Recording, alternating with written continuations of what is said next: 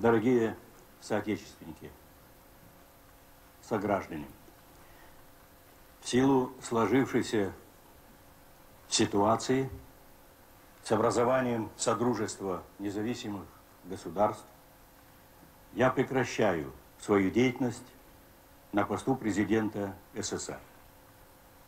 Принимаю это решение по принципиальным соображениям. Я твердо выступал за самостоятельность, независимость народов, за суверенитет республик, но одновременно и за сохранение союзного государства целостности страны. События пошли по другому пути. Возобладала линия на расчленение страны и разъединение государства, с чем я не могу согласиться. Я покидаю свой пост с тревогой, но и с надеждой, с верой в вас, в вашу мудрость и силу духа. Желаю всем вам самого доброго.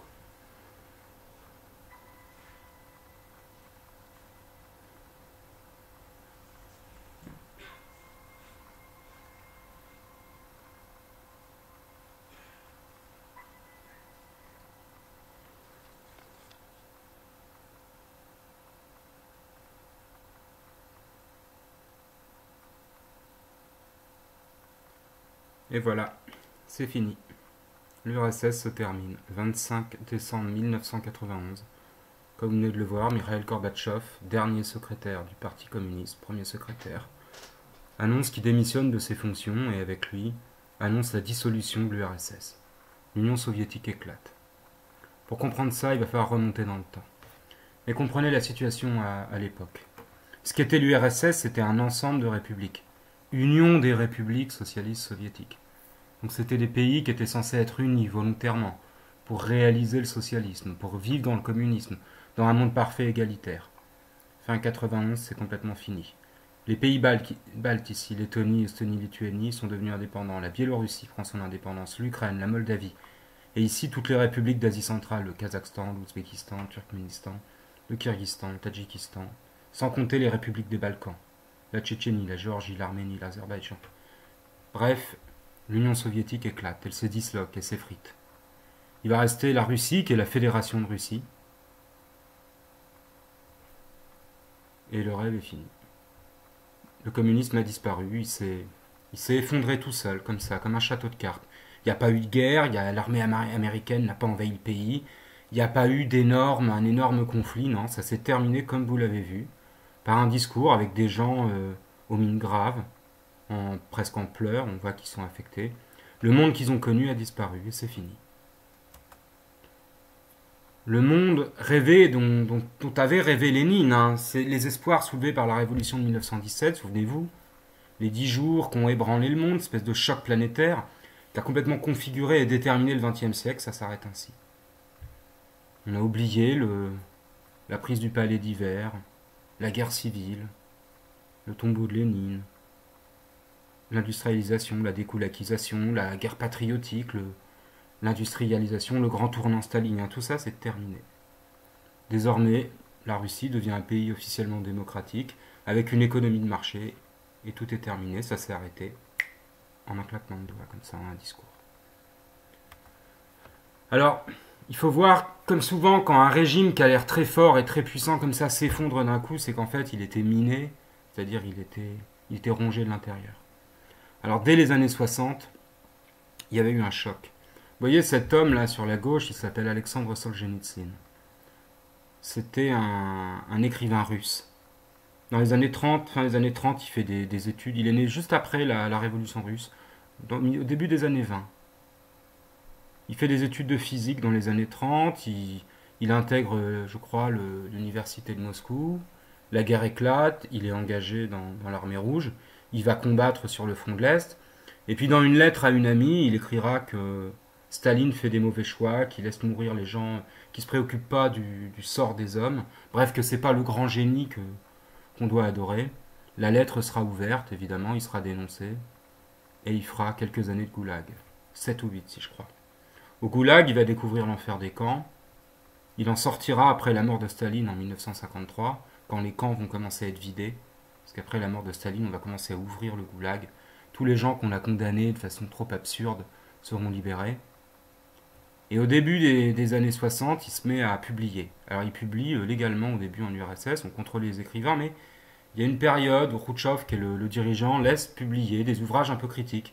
Il dit bon, on a le droit, on est en Union soviétique, on peut un peu parler. Et Solzhenitsyn au goulag, tous les jours, il a pensé à tous les destins, à tous les gens qu'il a vus mourir là, qui étaient là de façon absurde. Ces gens qui étaient soit des paysans qui avaient été déportés durant la découlakisation, ou des gens qu'on avait arrêtés pendant les purges, des innocents, des types qui n'avaient rien fait, qui mouraient, qui étaient là, ou qui étaient en Sibérie dans cette espèce de machine à broyer. Et il va en imaginer un d'eux qui va appeler Ivan Denisovitch, et il racontera dans un petit livre qui s'appelle Une journée d'Ivan Denisovitch, il racontera ce que c'est qu'une journée au goulag. Ce livre va avoir un succès incroyable. D'abord en URSS, et il sera très rapidement interdit parce qu'il révèle trop de choses, il raconte trop la vérité. Comprenez, le régime dit on peut dire certaines choses mais pas tout, donc les demi-vérités ça vaut les mensonges. On déteste ça de la même manière. Bref, Solzhenitsyn va être inquiété.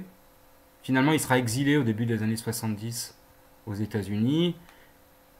Et avec lui, c'est tous les dissidents qui vont apparaître. Les dissidents, c'est les gens qui sont en rupture, qui disent on refuse de suivre le régime, on veut plus croire, on n'y croit plus à ce mensonge-là. Et ils le dénoncent, alors on appelle ça la dissidence. Les dissidents parce qu'ils sont pas d'accord. Et avec eux, si vous voulez, en fait, c'est toute l'opinion russe qui craque, c'est-à-dire qui se sépare du pouvoir, qui fait bien comprendre à son pouvoir qu'il peut contrôler la télé, les journaux, les radios, qu'il peut y avoir les komsomol, etc. Mais la population n'y croit plus.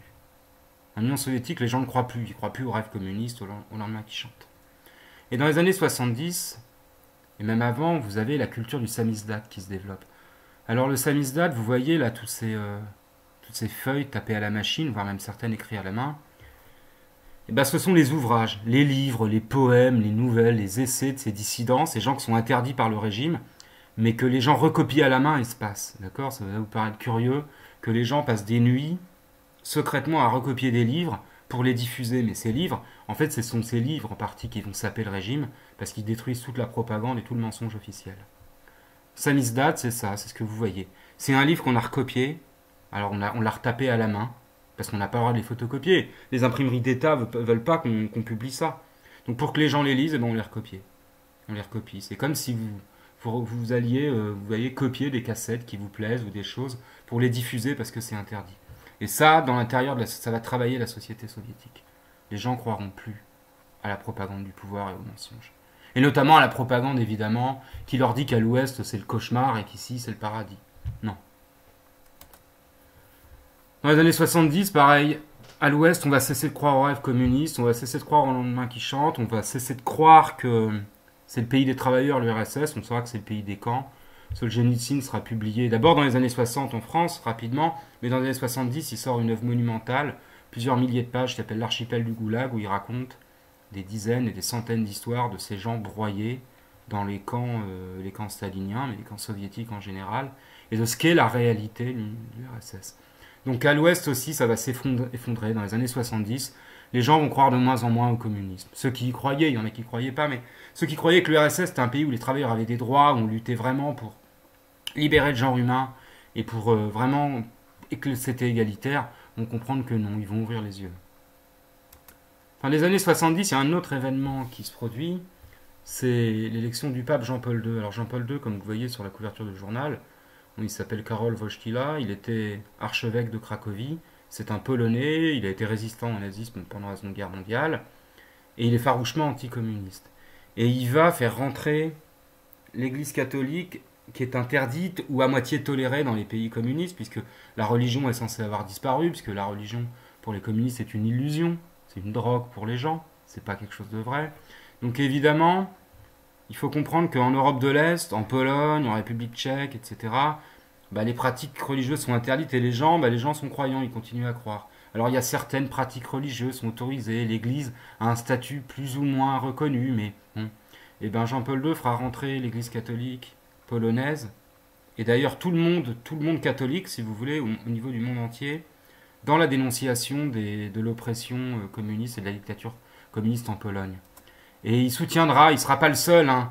Très rapidement, vous allez avoir en Pologne, c'est là où ça va se fissurer.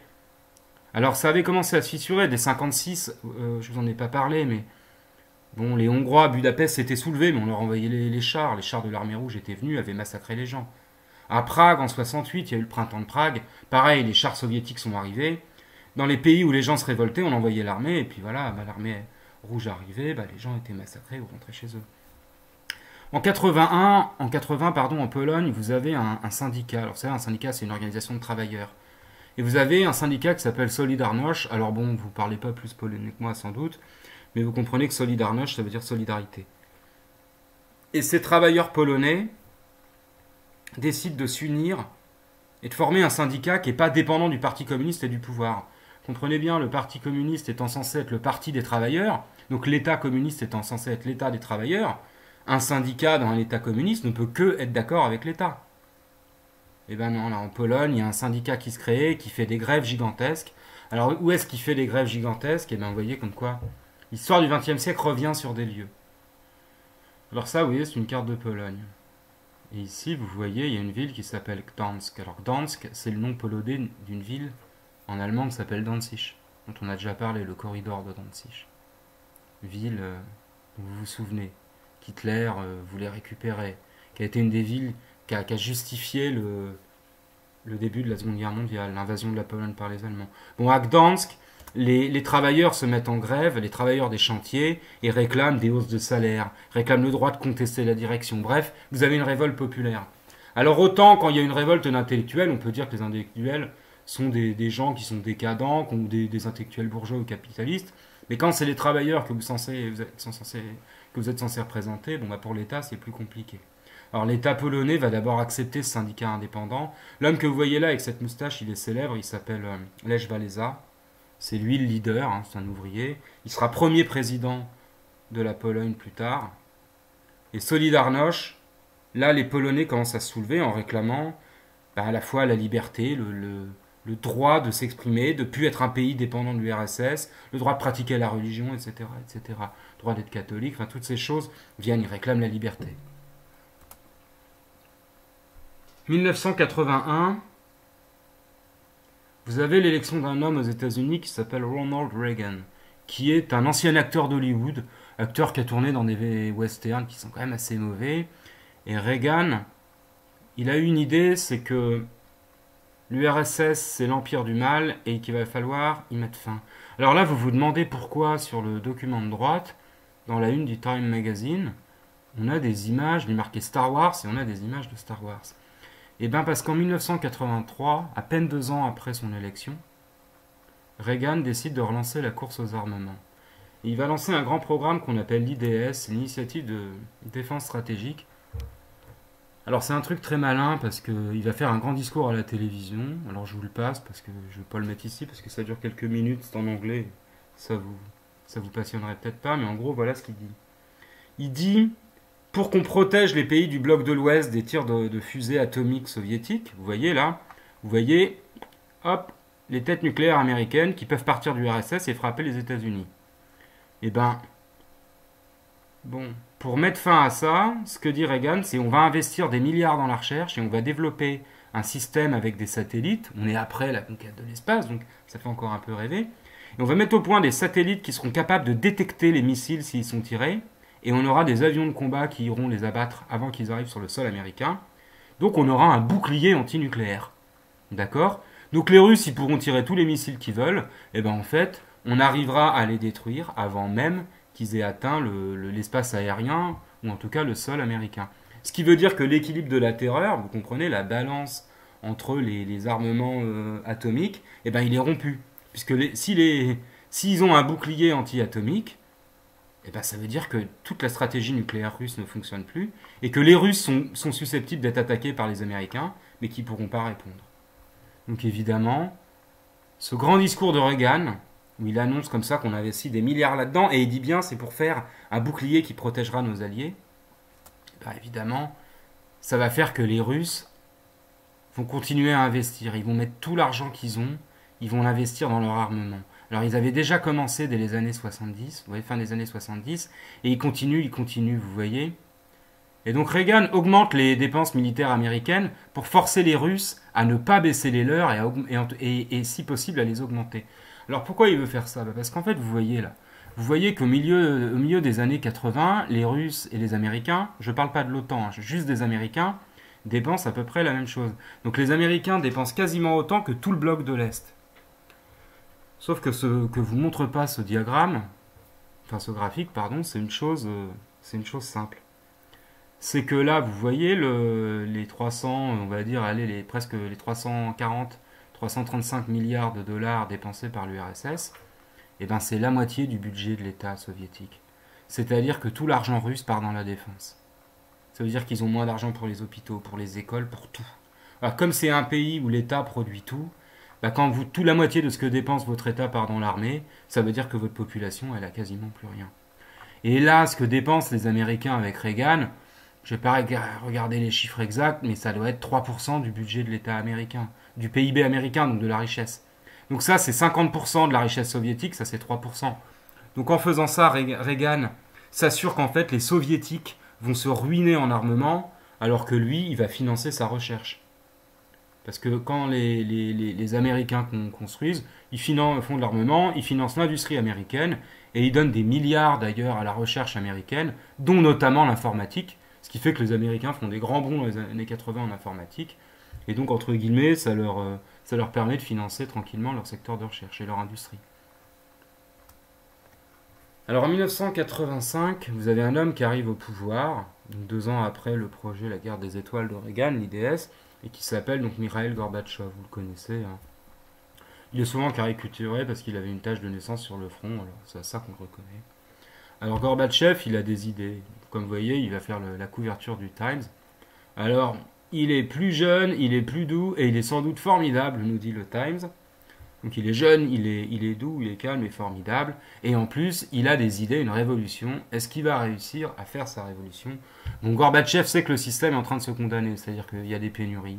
Il sait que le niveau de vie des Russes est en train de s'effondrer, qu'ils n'arriveront pas à suivre la course. Bref, qu'en fait, la dictature sclérosée où tout est décidé par l'État avec ce qu'on appelle une bureaucratie, c'est-à-dire que les individus n'ont le droit de rien faire à peu près, ça ne fonctionne pas. Donc il veut donner de l'air au régime. Alors, il a pour ça une idée, vous le voyez, il est ici. Il a une idée qu'on appelle la perestroïka et il en a une autre qui s'appelle la glasnost. Alors ça veut dire, glasnost c'est transparence, d'accord, et perestroïka c'est quelque chose comme réforme, transformation. Si je dis pas de bêtises, il faudra que je revérifie exactement. Bon, bah c'est simple, il dit c'est fini l'économie où l'État contrôle tout. Vous voyez, on voit Marx, Lénine et Staline qui disent non, c'est par là le socialisme. Vous voyez le vieux drapeau défraîchi de l'URSS qui dit bah non, il faut que l'État contrôle tout, comme rappelez-vous, l'industrialisation sous Staline, collectivisation de l'économie. Et Gorbatchev dit non, on va laisser de l'air, donc ça serait bien qu'on laisse un peu l'entreprise privée, etc. Bref, il va essayer de réformer l'économie. Alors je vous le dis, il n'y arrivera pas du tout. Parce qu'en fait, vous ne pouvez pas choisir entre l'État contrôle tout, ou l'État contrôle et donne du droit aux individus, mais qu'en ont pas. Dans un système comme le système soviétique, c'était pas possible. Les gens étaient trop habitués à recevoir des ordres que de l'État. Il n'y a pas du tout de culture d'entrepreneuriat. Et en plus, Glasnost, il a décidé de laisser la liberté d'expression aux gens. Glasnost, c'est la transparence. Donc, vous voyez, on voit ici sur cette caricature le tsar libéral, donc l'empereur libéral qui veut donner des libertés, Gorbatchev, qui est sur son trône de perestroïka et de glasnost, et qui dit voilà, c'est terrible, les serfs croient ce que je dis. Alors, vous voyez, ici, on voit freedom, liberté pour l'Arménie, liberté pour l'Estonie. Bah, c'est simple. Il dit désormais en URSS, on aura le droit de dire ce qu'on pense.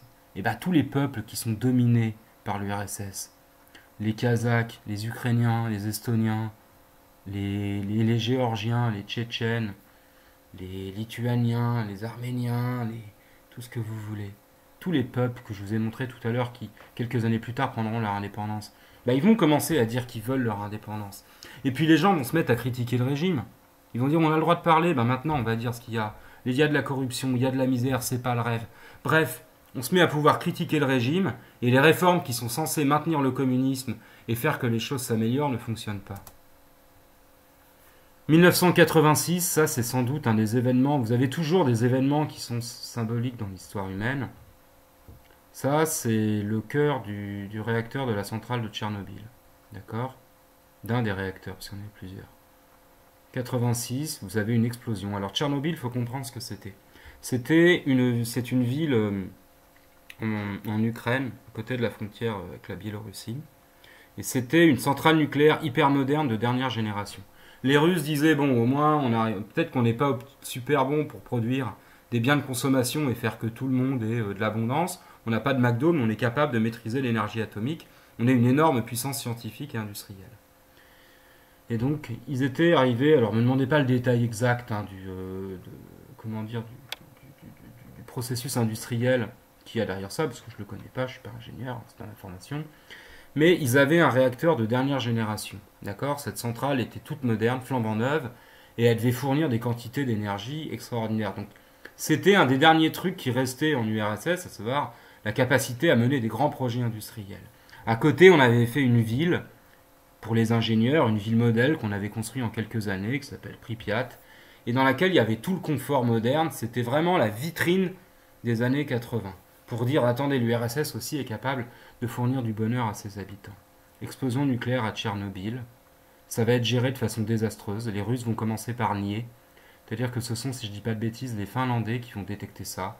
Dans leur sismographe, ils vont voir qu'il y a eu une explosion quelque part. Et les pays autour vont détecter des radiations dans l'atmosphère. Et les Russes mettront plusieurs jours avant d'avouer qu'il s'est passé un accident nucléaire gravissime. Ils mettront des jours et des jours et des semaines, alors des jours à évacuer les populations autour. Bref, ils vont mentir, ils vont cacher la gravité, ils vont contaminer une partie de la population, et finalement ce sont des gens qu'on appelle les liquidateurs, qui à main nue vont aller jeter des sacs de sable, vont se sacrifier en allant jeter des sacs de sable et de terre, de plomb, de tout ce que vous voulez pour remblayer le réacteur. Bon, vous regarderez, il y a des documentaires là-dessus, vous pouvez en voir un qui s'appelle La bataille de Tchernobyl, qui vous explique ça bien. Il y a même une série télé, je crois, récemment là-dessus, qui apparemment est très bien faite. Vous pourrez regarder ça. Bref, Tchernobyl, explosion de la centrale, catastrophe industrielle, écologique, technologique, sanitaire. C'est l'accident le plus grave de l'histoire du nucléaire, avec un nuage radioactif qui va passer sur toute l'Europe. Alors à l'époque, pour information, il faut savoir qu'on a dit en France que le nuage s'était arrêté à la frontière. On disait aux gens que tout allait bien et qu'il n'y avait rien à changer à leurs habitudes, que tout était sous contrôle. Bon, ça vous explique pourquoi peut-être les gens aujourd'hui croient plus forcément tout ce qu'on leur dit en la matière. Si vous voulez comprendre Tchernobyl, ce que ça représentait pour les Russes, il faut lire ce livre. Svetlana Alexievitch, c'est une journaliste biélorusse qui a eu le prix Nobel de littérature il y a quelques années et qui écrit des livres, elle est journaliste, et où elle va recueillir des témoignages de gens. Et là, c'est toute une série de témoignages de gens qui, directement ou indirectement, ont été confrontés à ça. Si vous voulez rentrer dans l'intimité de ce qui a été la catastrophe de Tchernobyl pour les Russes, pour les Soviétiques, comment ils l'ont compris, il faut absolument lire ce livre, c'est incroyable. Et j'en ai mis un autre à droite d'elle qui s'appelle Les cercueils de zinc. Pourquoi je l'ai mis ? Parce que c'est un autre livre et qui là traite de la guerre d'Afghanistan. N'oubliez pas, pendant les années 80, de 79 à 89, l'armée rouge est en Afghanistan, où elle est en train de perdre une guerre face aux Moudjahidines afghans, où les soldats meurent, où on tue des civils, bref. Elle est en train de s'épuiser dans une guerre délirante, qui est un peu l'équivalent pour eux, pour les Américains, de ce qu'était le Vietnam. Donc pendant toute cette période-là, il ne faut pas oublier que les soldats russes sont envoyés en Afghanistan, qu'ils y meurent, qu'ils y sont blessés. Et donc c'est ça le climat qui pèse dans les années 80. Les cercueils de zinc, si vous voulez comprendre la guerre d'Afghanistan, lisez ça. C'est un témoignage de soldats, de proches, de mères, enfin, et d'Afghans qui racontent ça, c'est absolument saisissant. Alors la glasnost et la perestroïka là-dedans, je vous ai dit, ça remplit pas ses objectifs. Les gens critiquent le régime, et puis le niveau de vie augmente pas, il est de pire en pire. Les fils c'est simple, à partir des années 60, 70 et surtout 80, le système économique fonctionne tellement mal que les magasins sont vides la moitié de la journée ou de la semaine. Donc les Russes passent leur temps à faire des queues, où de toute façon ils sont rationnés, et vous voyez, ils achètent de la viande, on pèse tout, dans des magasins qui sont largement vides. Donc la population n'en peut plus, les pénuries. Et dans tout le bloc de l'Est, ça se répand. C'est inefficace, les gens sont, sont déprimés, sont désespérés, parce que le système la vie devient grise et le système est nul. Alors vous voyez, caricature ici, il n'y a pas grand chose dans les magasins, mais ça valait le coup d'attendre, effectivement. Alors ces pénuries, ce ras-le-bol généralisé, ces contestations qui montent, ça va pousser les Berlinois à sortir dans la rue d'accord, les habitants de Berlin, et puis dans toute l'Allemagne de l'Est. Les Allemands de l'Est vont commencer à protester contre le régime, vont demander des libertés, ils vont demander le droit de s'exprimer, de contester le pouvoir. Il y aura un slogan, Wir sind das Volk, qui veut dire nous sommes le peuple. Ils diront c'est nous le peuple, c'est pas vous les dirigeants. Et novembre 89, bon, vous l'avez vu en faisant l'activité sur le mur de Berlin, eh ben, le mur de Berlin s'ouvre et les gens s'abattent et les deux villes comme ça se réunissent. Et on voit ici ces soldats qui regardent ça, presque contents eux aussi, en ont marre. Bref, comme un fruit pourri, les États d'Europe de l'Est tombent. Et l'année 89, dans tous les pays d'Europe de l'Est, d'accord, Allemagne, Pologne, Tchécoslovaquie, Hongrie, Bulgarie, il y a des mouvements populaires, Roumanie, et le communisme tombe. Alors officiellement, ils ne font pas partie de l'URSS, hein, ils faisaient partie du bloc de l'Est, mais je vous ai dit, ils se sont détachés. Et en 90-91, eh ben, vous allez avoir des mouvements similaires dans toutes les républiques d'Europe de l'Est, pardon, du RSS. Et le 25 décembre 1991, Gorbatchev a annoncé la dissolution. Quelques mois plus tôt, il y a eu une tentative de putsch, c'est-à-dire que des militaires soviétiques ont essayé d'empêcher ça. Ils ont voulu faire un coup d'État et vous voyez sur ces images, la population de Moscou est sortie dans les rues et a dit non, les soldats ont refusé finalement de joindre à ça et même ça, plus personne n'y croit. Le communisme s'arrête ainsi. Vous voyez là ces poupées russes de cette grande matrioshka, et bien on a toutes les petites républiques qui s'en vont et qui quittent justement cette URSS dans laquelle elles étaient enfermées, qui était un héritage de l'Empire russe, et elles deviennent indépendantes. Alors ça créera des conflits plus tard, on en parlera sans doute. Mais ça vous explique pourquoi aujourd'hui la Russie est beaucoup plus petite que l'URSS, et pourquoi tous ces pays sont apparus. Alors vous voyez ces deux hommes, Ronald Reagan et Mikhail Gorbatchev, ils ont joué un très grand rôle. Gorbatchev parce que c'est l'homme qui, bon pour les Russes et les Soviétiques, a mis fin. Il a essayé de faire des réformes et finalement, eh ben, il a dissous l'Union soviétique. Alors aujourd'hui, il est détesté, paraît-il, par une partie de la population russe qui considère qu'au fond, il a précipité l'effondrement de l'URSS et quelque part de la grandeur de la Russie. Et lui, Ronald Reagan, à côté, c'est le président vraiment qui, dans les années 80, quand il est élu en 85, son slogan c'est America is back, l'Amérique est de retour. Et il a mené en fait une guerre à l'économie russe. Il a profondément, en relançant la course aux armements, il a profondément accéléré l'effondrement de l'Union soviétique. Et en plus, il a incarné une espèce d'Amérique triomphante.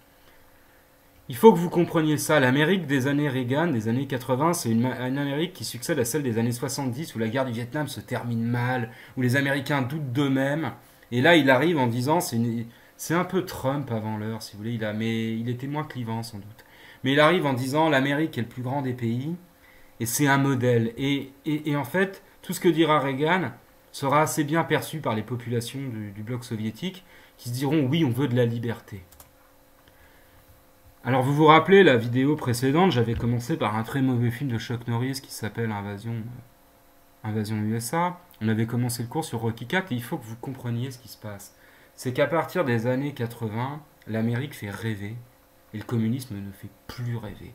Et l'URSS encore moins.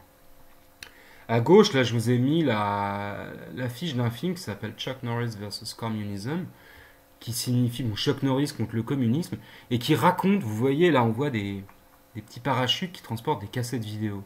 Je pense que vous avez déjà vu ça, ce qu'on appelle des VHS. Les années 80, c'est l'année de la révolution de la VHS, c'est-à-dire que le magnétoscope apparaît. Vous allez me dire qu'est-ce que ça change? Ben, c'est très simple, quand on veut voir un film, on n'est plus obligé d'attendre qu'il passe à la télé ou d'aller au cinéma. Et en plus ça se recopie, il suffit les magnétoscopes font des copies. Donc une cassette peut être copiée par n'importe qui. Et bien tous ces films de Chuck Norris, Rocky IV, tous les films de Stallone, tous les films américains vont être introduits clandestinement dans une partie du bloc soviétique. Et les gens vont les regarder et ils vont rêver à cette Amérique triomphante, à cette Amérique où ils vont voir des McDo, où les jeunes disent ce qu'ils veulent, ils s'habillent comme ils veulent, on écoute du rock, de la new wave, ce que vous voulez, du punk, où les gens ont des grosses bagnoles, des grosses maisons. Enfin, le rêve américain, il va arriver et ça, il va définitivement tuer le rêve, ce qu'était le rêve soviétique. Je vous mettrai la bande-annonce du documentaire, vous irez voir ça si vous êtes curieux. Donc voilà la trace écrite, je vous sens qui haussait les yeux à défaut d'avoir des haut le cœur. Ah bah oui, il y a beaucoup de choses à dire, hein, mais il faut comprendre ce que c'est que cette fin de la guerre froide. Donc elle se termine officiellement en 91 avec la défaite de l'URSS, hein, puisqu'elle éclate. Les causes de l'effondrement, je vous les mets. Donc les dissidents déjà, d'accord, qui font que la propagande ne va plus fonctionner, d'accord. À partir des années 80, Reagan relance la politique de course aux armements et il va vraiment étouffer l'économie soviétique, d'accord. L'économie soviétique, elle est en crise depuis les années 60. Donc déjà depuis les années 60, les soviétiques n'arrivent pas à avoir une hausse de leur niveau de vie. La part du budget de l'État consacré à l'armement, c'est 50%, donc ça empêche... Si vous voulez, c'est simple, quand vous dépensez de l'argent dans les armes, vous ne le donnez pas à vos gens pour qu'ils vivent mieux. Vous avez des pénuries partout. J'ai mis cet exemple-là, il faut des années pour avoir une voiture. Notamment les Trabant allemandes, les gens attendent 2, 3... Quand vous commandez une voiture, on te dit, ah, je vais acheter une voiture, il y a 2, 3, 4, 5 ans, d'accord, avant qu'elle vous soit livrée. Ça vous paraît impossible, aujourd'hui, vous voulez une voiture ou n'importe quoi, vous allez dans un magasin, vous l'avez, les pénuries. Bon, pénurie, vous comprenez que c'est une situation de crise. À l'époque, pour les soviétiques, les gens qui vivent dans l'Union soviétique, c'est la normalité. Même si les dirigeants, ils le savent, eux ont des belles bagnoles allemandes, parce qu'ils ont des magasins réservés qui sont toujours pleins. Donc. En plus, ils se réclament du peuple et ils vivent comme des nababs, ce qu'on appelle les apparatchiks. Et ils forment la nomenclatura, mais ça c'est autre chose. Donc les magasins sont vides, les files d'attente, la population est mécontente. Alors malgré les tentatives de réforme de Mikhail Gorbatchev, le pouvoir est incapable de changer le système. Il n'est pas réformable, la crise s'accélère. Tchernobyl, c'est vraiment le coup final, quoi. Puisque ça va discréditer l'URSS aux yeux de l'opinion publique mondiale, et ça va révéler qu'elle est fragile. Et n'oubliez pas la guerre d'Afghanistan. Manifestation en RDA, chute du mur de Berlin, fin du communisme dans les pays d'Europe de l'Est, donc la RDA, la Hongrie, la République tchèque, la Pologne. Ça va amorcer la dissolution de tout le bloc. Le rideau de fer s'effondre en fait avec ça. Les habitants vont à l'Est désormais. Les Allemands de l'Est peuvent aller à l'Ouest et ils iront. D'accord. Les gens découvrent enfin. Ils savaient que le monde de l'Ouest n'était pas un monde de cauchemar et d'exploitation, mais ils le découvrent. Ces habitants de l'Est, enfin, ils peuvent aller à Paris, vous comprenez, ils peuvent aller à Londres, ils peuvent se déplacer, ils peuvent consommer, ils peuvent avoir accès à la liberté. Ils peuvent aller acheter des disques des Beatles ou des Rolling Stones s'ils en ont envie. Il faut que vous compreniez ça. Et donc la dislocation finale, c'est en 91. Lorsque Gorbatchev fait un discours le 25 décembre. Voilà, je vous remercie. Alors pour terminer sur une note un peu joyeuse, si vous avez le courage d'arriver jusque-là, et que vous parlez anglais, je vous mets un bonus, j'ai pas trouvé sous-titré, une série de blagues sur l'Union soviétique. Les soviétiques, la population russe et soviétique faisait énormément de blagues pour se moquer de son régime. Ils avaient beaucoup d'autodérision. Ils savaient bien que ça marchait plus. Donc il y avait toute une culture de blagues. Alors je vais vous en mettre, et ce qui est drôle, c'est qu'elles sont racontées dans les années 80 par Reagan. Reagan avait fait une visite en Union soviétique, et après quand il fait des meetings et des conférences de presse aux États-Unis, il raconte, il fait, oh d'ailleurs j'ai découvert des blagues là-dessus, les gens sont très, très lucides, et très, très ironiques, très cyniques. Bon, essayez de les comprendre, si vous ne les comprenez pas, demandez à des amis qui comprennent l'anglais, elles se traduisent très bien, elles sont faciles à comprendre, elles sont très expressives. Voilà, et évidemment révélatrices. Je vous remercie beaucoup. I've been collecting stories that are told in the Soviet Union by their people among themselves, which reveal they've got a great sense of humor, but they've also got a pretty cynical attitude toward their system. And I told this one, Bill, you'll have to hear it again. I told it in the car. I didn't tell this one to Gorbachev. You know, there's a 10-year delay in the Soviet Union of delivery of an automobile. And only 1 out of 7 families in the Soviet Union own automobiles. There's a 10-year wait. And you go through quite a process when you're ready to buy, and then you put up the money in advance. And this happened to a fellow, and this is their story that they tell, this joke. That this man, he laid down his money, and then the fellow that was in charge said to him, okay, come back in 10 years and get your car. And he said, morning or afternoon?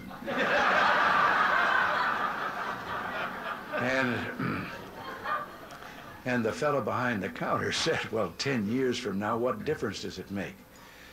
And he said, well, the plumber's coming in the morning.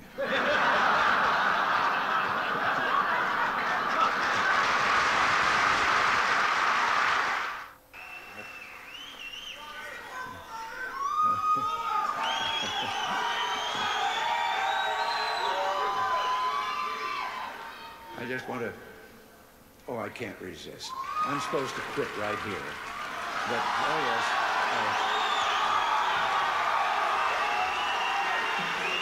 But in view of the last things that I just said, I don't know whether you know it or not, but I have a new hobby. I am collecting stories that I can actually prove are told among the Russian people. They make them up themselves, they tell them between themselves, reveals they've got a great sense of humor, and they've also got a little cynical attitude about things in their country. And one of these stories, the one I'm going to tell you, I told to General Secretary Gorbachev, and he laughed. The story was an American and a Russian arguing about their two countries, and the American said, look, in my country, I can walk into the Oval Office, I can pound the president's desk and say, Mr. President, I don't like the way you're running our country. And the Russian said, I can do that. The American said, you can? He says, yes. I can go into the Kremlin, to the General Secretary's office, pound his desk and say, Mr. General Secretary, I don't like the way President Reagan's running his country. You know, less than 1 family out of 7 in the Soviet Union owns an automobile. Most of the automobiles are driven by the bureaucrats. The government furnishes them and drivers and so forth. So an order went out one day to the police that anyone caught speeding, anyone, no matter who, gets a ticket. Well, Gorbachev came out of his country home, his dacha. He was late getting to the Kremlin. There was his limousine and driver waiting. He told the driver to get in the back seat, he'd drive, and down the road he went. They passed 2 motorcycle cops. One took out after him. And pretty soon he's back with his buddy, and his buddy says, well, did you give him a ticket? And he said, no. Well, he said, why not? Oh, he said, they're too important. Well, he said, we're told to give anybody a ticket, no matter who it is. Oh, he said, no, this one was too, I could. Well, he said, who was it? He said, I couldn't recognize him, but his driver was Gorbachev. One of the more recent ones that I heard was about the man walking along the street at night, Moscow. Soviet soldier called to him to halt. He started to run. The soldier shot him. And another man said, why did you do that? Well, he said, curfew. Well, he said, it isn't curfew yet. He said, I know. He's a friend of mine. I know where he lives. He couldn't have made it. I heard one about a fellow who went to the KGB to report that he lost his parrot. The KGB asked him why he was bothering men. Why didn't he just report it to the local police? Well, he answered, I just want you to know that I don't agree with a thing my parrot has to say. Which makes me think of a story. Everything makes me think of a story. About 3 dogs, an American dog and a Polish dog and a Russian dog. They were all having a visit, and the American dog was telling them about how things were in this country. He said, you know, you bark and you bark long enough, and then somebody comes along and gives you some meat. And the Polish dog said, what's meat? The Russian dog says, what's bark?